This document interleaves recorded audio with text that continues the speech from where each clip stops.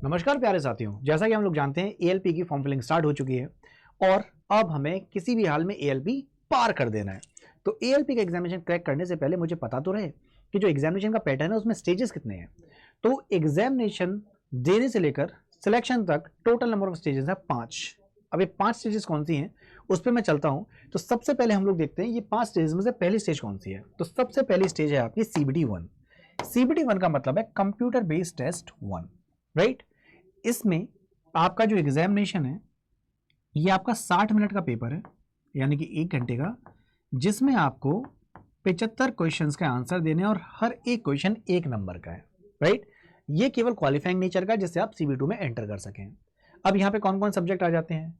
तो CBT 1 में आपके जो सब्जेक्ट्स हैं इसमें आपकी मैथ्स, इसके अलावा रीजनिंग के अलावा साइंस और साइंस के अलावा जनरल अवेयरनेस, ये आपके 4 सब्जेक्ट्स हैं, ठीक है। अब जब आप CBT 1 क्रैक कर लेंगे इसके बाद आप पहुंचेंगे CBT 2 में, यानी कि कंप्यूटर बेस्ड टेस्ट 2। लेकिन कंप्यूटर बेस्ड टेस्ट 2 2 पार्ट्स में होता है, एक पार्ट ए एक पार्ट बी। तो इसको मैं डिटेल में अभी समझाऊंगा। इसके बाद आपका होगा साइको टेस्ट, जिसको हम लोग CBET भी कहते हैं।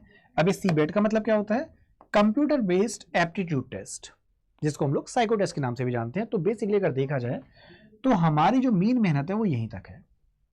इसके बाद डॉक्यूमेंट वेरिफिकेशन, मेडिकल एग्जामिनेशन और भारतीय रेल के हम सदस्य बन गए। सो बेसिकली जो ये स्टेजेस हैं इनके बारे में थोड़ा सा डिटेल में समझ लेते हैं कि बेसिकली यहाँ होने क्या वाला है ना। तो CBT 1 की जो हम लोग बात कर रहे थे वो फर्स्ट स्टेज का एग्जामिनेशन था।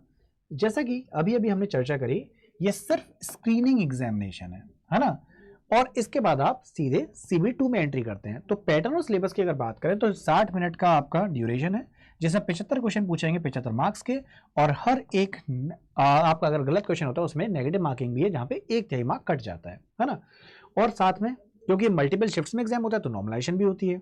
और जैसे ही आप इसे क्रैक करते हैं आप पहुंचते हैं कहां पर, CBT 2 में। अब CBT 2 पे चलते हैं। तो CBT 2 में जैसे कि मैंने आपको बताया था, CBT 2 में आपका जो एग्जामिनेशन है वो 2 पार्ट में होता है, पार्ट ए और पार्ट बी। सब्जेक्ट्स में वो पीछे बता ही चुका था।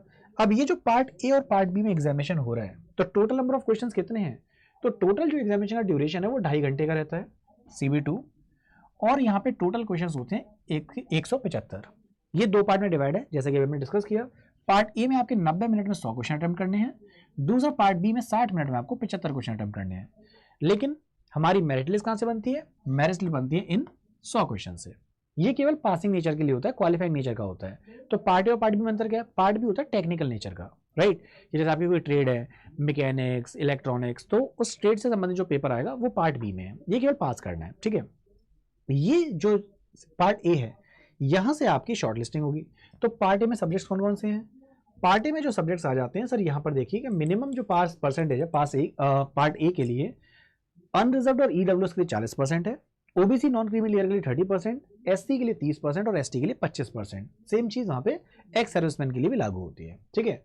अब बेसिकली पार्ट ए की बात हम लोग अगर जाएं पार्ट बी पर, तो पार्ट बी में आपके आ जाते हैं टेक्निकल सब्जेक्ट्स। तो पार्ट ए में जो सिलेबस है उसमें मैं सब्जेक्ट्स बता दूं जरा। तो पार्ट ए में आपकी maths, general intelligence, reasoning, basic science and engineering, ये आपका पार्ट ए में आता है और यहीं से आपको स्कोर भी अच्छा करना है, ठीक है। इसके बाद जो पार्ट बी है, पार्ट बी में आपके टेक्निकल सब्जेक्ट्स आते हैं और क्वालिफाइंग जो परसेंटेज है वो 35% है, इररिस्पेक्टिव ऑफ द कैटेगरी और कम्युनिटी। यहाँ पे साफ साफ बता दिए 35% ले आओ भाई बस, ठीक है। चलो, तो पार्ट बी में आपके यहाँ पे सब्जेक्ट्स दे रखे हैं। इसके बाद होता है आपका CBET। तो CBET यानी कि सर आपका साइको टेस्ट हो गया। तो साइको टेस्ट के बाद जैसे ही क्लियर होता है इसके बाद आपकी चौथी स्टेज क्या है, डॉक्यूमेंट वेरिफिकेशन, और 5वीं स्टेज है आपकी मेडिकल, राइट। तो डॉक्यूमेंट वेरिफिकेशन, उसके बाद आपका मेडिकल, और मेडिकल के बाद रेलवेज में एंट्री। अब यहां पर आपको कुछ भी डाउट है, हो सकता है कुछ भी डाउट हो तो आप कमेंट सेक्शन में से डाउट पूछ सकते हैं। मैं हमेशा आपके लिए तैयार हूं, कमेंट सेक्शन हमेशा आपके लिए तैयार है। और कुछ भी क्वेरी रेज करनी है इस टॉपिक के अलावा भी हो सकती है, कुछ भी हो सकता है, साइंस वाले पोर्शन में कोई डाउट हो सकता है, तो आप बस एक बार बता दीजिएगा, I will help you out.